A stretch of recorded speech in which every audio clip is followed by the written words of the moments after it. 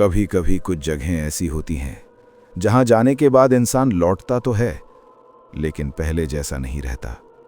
आज की कहानी है एक ऐसे घर की जहां सीढ़ियां ऊपर नहीं किसी और ही जगह ले जाती थीं।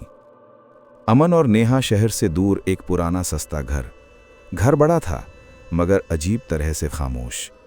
नेहा बोली, अमन, यहां हवा भी डरावनी लग रही है। अमन हंस पड़ा, अरे पगली, सस्ता घर है, बस पुराना है। घर के बीचों बीच एक संकरा सा सीढ़ी वाला रास्ता था जो ऊपर की ओर जाता था, लेकिन ऊपर कोई कमरा नहीं था। रात के ठीक 2:17 पर धप धप धप सीढ़ियों पर किसी के चलने की आवाज। नेहा डर के मारे अमन को झकझोरती है, कोई ऊपर चल रहा है। अमन टॉर्च लेकर सीढ़ियों की तरफ जाता है, लेकिन ऊपर कुछ भी नहीं। जैसे ही वो मुड़ता है, टॉर्च खुद ब खुद बुझ जाती है। अगले दिन एक बूढ़ी औरत दरवाजे पर आती है। वो कहती है, बेटा, रात को सीढ़ियों पर मत जाना। अमन कहता है, क्यों? बूढ़ी औरत की आवाज कांपती है, क्योंकि जो गया है वो वापस पूरा नहीं लौटा। इतना कहकर वो चली जाती है। रात को नेहा को सपना आता है। वो उसी सीढ़ी पर खड़ी है। ऊपर से एक औरत उल्टी लटकी हुई है, उसकी आंखों से खून बह रहा है।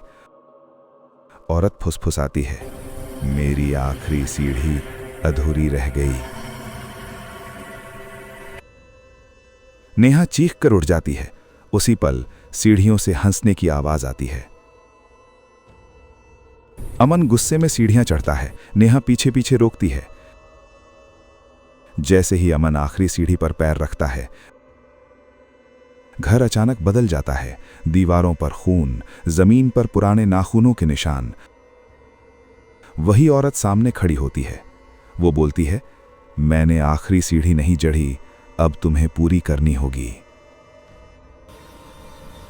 अमन की आंखें खाली हो जाती हैं। सुबह पुलिस आती है। नेहा अकेली बैठी होती है। अमन कहीं नहीं मिलता। ठीक है क्या? घर के कोने में एक नई आवाज गूंजती है, धप धप धप। अब सीढ़ियों पर 2 लोगों की चलने की आवाज आती है। अगर कभी किसी घर में सीढ़ियां कहीं नहीं जाती हों, तो याद रखना, वो तुम्हें कहीं और ले जाने आई हैं।